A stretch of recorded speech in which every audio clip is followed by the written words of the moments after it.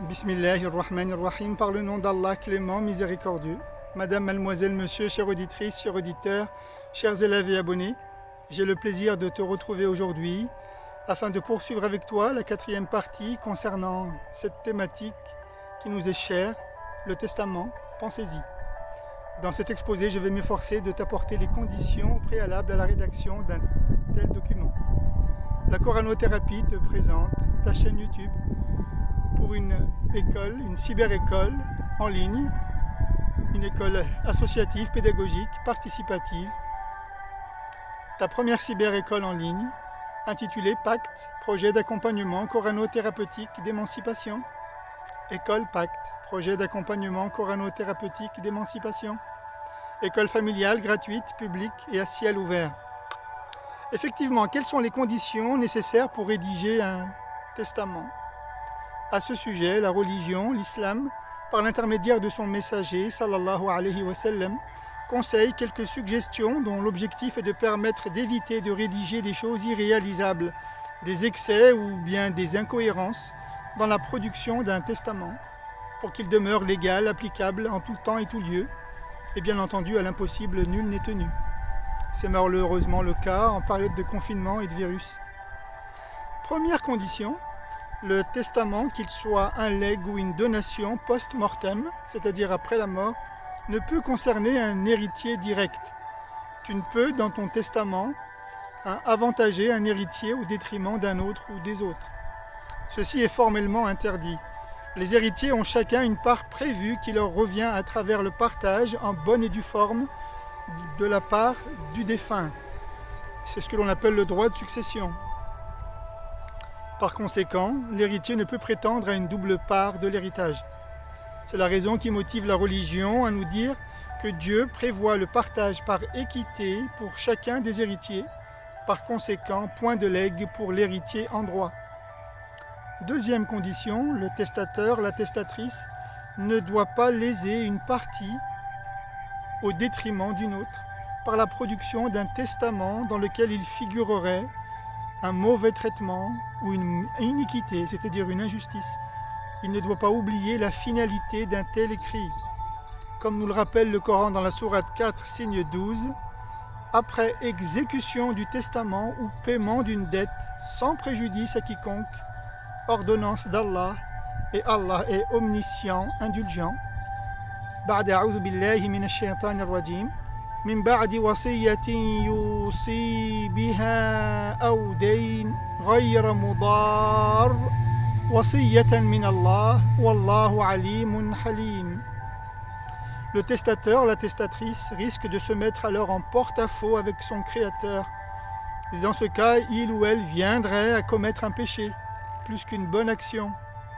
Et c'est le cas de celle ou celui qui rédigerait son testament sous l'effet ou par un motif de haine ou de colère. On appelle cela un testament ab irato. Les héritiers seront alors en mesure de contester, de se pourvoir contre le même ou le dit testament. Un petit rappel par le théâtre te permettra peut-être ou permettra à un plus grand nombre de comprendre à la fois la pensée et la voracité du commanditaire. Lorsque dans Tartuffe, Molière va donner la parole à Orgon, qui considère Tartuffe comme un vrai dévot, et il va, au détriment de son enfant, lui faire don de son héritage, comme le rappelle très bien Molière dans cet Alexandrin. Je ne veux point avoir d'autre héritier que vous, et je vais de ce pas, en fort bonne manière, vous faire de mon bien donation entière. Un bon et franc ami que pour gendre je prends, mais bien plus cher que fils, que femme et que parents. N'accepterez-vous pas ce que je vous propose? Et bien entendu Tartuffe de lui répondre: la volonté du ciel soit faite en toutes choses. Orgon, s'adressant ainsi à son fils, lui dit: je te prive, Pandare, de ma succession et te donne de plus ma malédiction. Voilà pour illustrer un petit peu par le théâtre, dans la pièce de Molière, Tartuffe, acte 3, scène 7. Troisième condition, l'islam a tranché en ce qui concerne la part optimale que l'on peut léguer, que l'on est en droit de léguer en donation Il s'agit ici du tiers de sa fortune.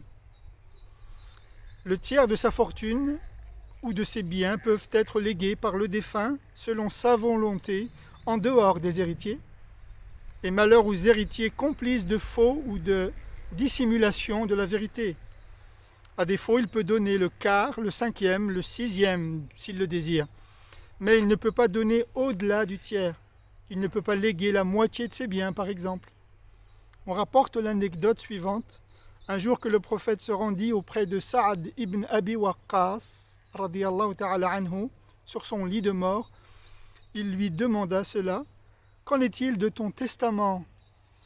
Ce à quoi Saad répondit « J'ai produit un testament dans lequel je lègue les 2 tiers de ma fortune à mon décès. Je n'ai qu'une fille, lui dit-il, et je compte lui faire hériter du tiers restant de ma fortune, de mes biens. » Le prophète sallallahu alayhi wa sallam intervint à ce sujet pour lui faire changer d'avis, et Saad dit alors « Je lègue la moitié de mes biens, et l'autre moitié revient à ma fille. » Et le messager de Dieu insista encore à nouveau auprès de Saad, qui dit enfin « Je lègue le tiers de ma fortune à ma mort, et je donne les 2 tiers restants à ma fille. » Sous forme de succession ou d'héritage, hadith rapporté par Al-Bukhari, numéro 165, et Muslim, numéro 1628. Vérifie par toi-même. Le prophète approuva cette attitude, mais sans se garder de préciser la remarque suivante. Léguer un tiers, c'est bien, mais léguer un tiers, c'est déjà beaucoup. As-sulusu jamil, walakin as-sulusu kathir. Puis le messager, sallallahu alayhi wa sallam, se justifia en ces termes. Laisser sa progéniture à l'abri du besoin après sa mort est préférable encore que de la laisser aller mendier chez les gens pour arracher quelques pièces. À bon entendeur, selon l'exégèse et grand interprète Ibn Abbas, radiyallahu ta'ala anhuma, celui-ci encouragea les gens qui laissent un testament à léguer seulement le quart plutôt que le tiers, car, dit-il, le prophète affirme que le tiers c'est déjà beaucoup d'argent. Par conséquent, le choix est donné à l'intéressé avec l'obligation de ne pas dépasser le plafond. 4e condition, il est nécessaire de faire rédiger un testament en la présence de témoins, comme l'épouse par exemple, ou un associé ou un proche parent, ou même un conseiller au sein de la famille. Parfois, en fonction des sommes en jeu, il est nécessaire de passer par le conseil d'un notaire, le recours aussi à un officier assermenté ou encore d'un avocat spécialisé dans le domaine des affaires et ou du droit de succession.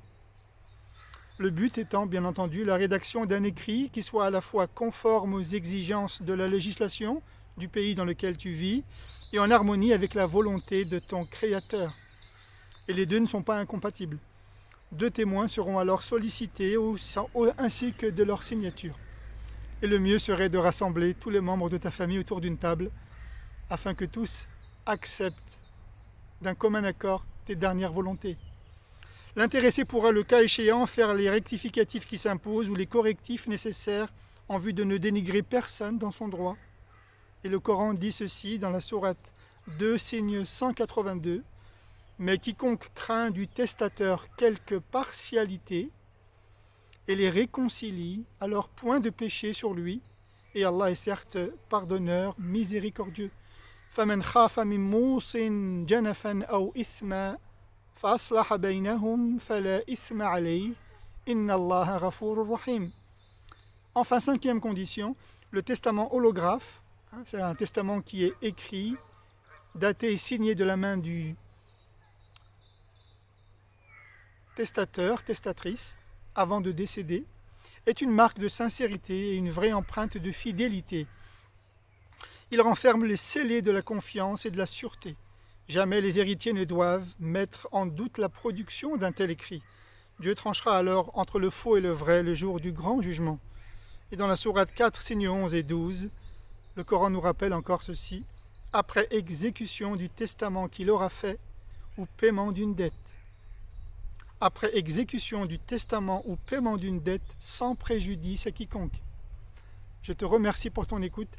J'espère que tu as été attentif à cette 4e partie concernant les conditions d'un testament et je te prie de partager, de diffuser, de commenter, de t'abonner et à très bientôt. Wassalamu alaikum wa rahmatullahi wa barakatuh.